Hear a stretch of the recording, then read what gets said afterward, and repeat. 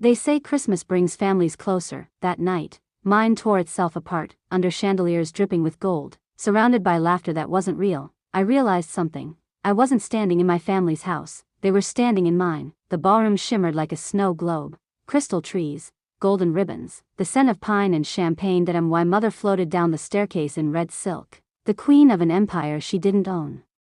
"Can I have everyone's attention?" she said, her voice slicing through the music. Silence. Beside her, my sister Grace held her fiancé's hand like she'd already won a crown. "Tonight," my mother announced, "we're giving Grace and Daniel the east wing of the estate." Applause, cheers, camera flashes, everyone celebrating a gift she didn't have the right to give. The east wing, 5 bedrooms, private kitchen, even the library window that looked out over the orchard. That I stood by the archway, eggnog in hand, smiling just enough to blend in. No one noticed my phone light up. A quiet reminder of the email I'd opened 3 days earlier. Subject: Trust activation notice. IT confirmed what I'd known for years. This entire estate, every chandelier, every marble floor, was mine. I'd owned it since I turned 25. Not my sister, drowning in credit card debt. Not my brother, who lived off mom's money while finding himself in Europe. Me, the quiet one, the practical one, the one who never asked for anything. For 4 years, I'd paid every tax bill, every repair, every staff salary, over $1 million, and tonight, they were carving my house into pieces like a Christmas roast. Dinner was roasted duck and truffle potatoes. Grace planned her renovation, waving her hands like a royal architect. "We'll rip out that old fireplace," she said. "That fireplace was hand-carved by my grandfather in 1952, worth $45,000, priceless to me." Mom nodded. "Make it your own." Grandpa would have choked on his scotch if he heard that. "What about you, Lily?" my aunt asked. "Still in that downtown apartment?" "For now," I said. "You should take the servants' quarters," my brother added, smirking. "The servants' quarters, my grandfather's office, the room where he taught me everything about work, money, and legacy." I raised my glass with them, but I didn't drink. At 11, I excused myself, slipped into the library, and called my lawyer. "They've divided the estate," I said. "Activate the trust." "Are you sure?" he asked. "It's Christmas Eve. They're planning to destroy Grandpa's library," I whispered. "I'm sure."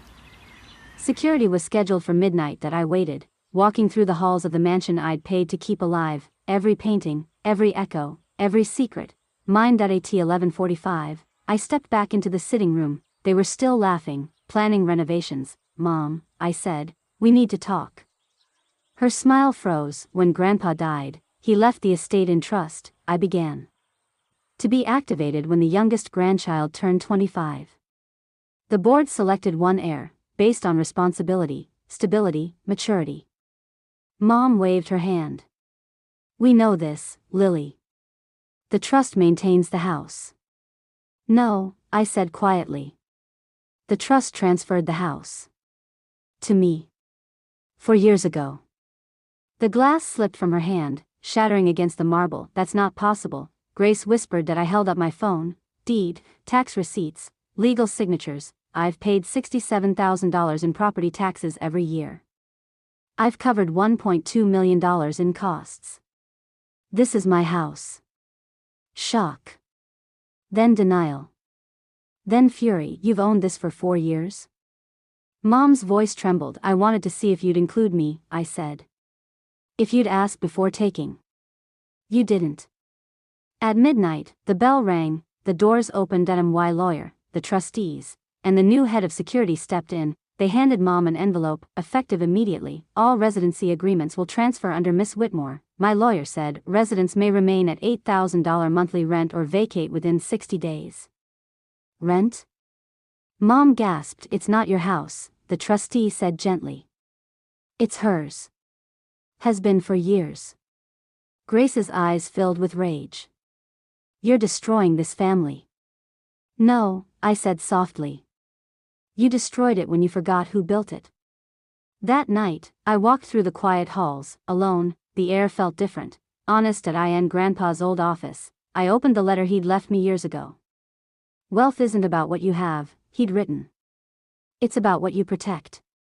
He was right. I didn't take their home. I saved our legacy from them. Now, every Christmas, I light the fireplace they tried to tear down, and I remind myself, Sometimes protecting what's yours means losing who you thought was family, but in the silence that follows, you finally hear yourself.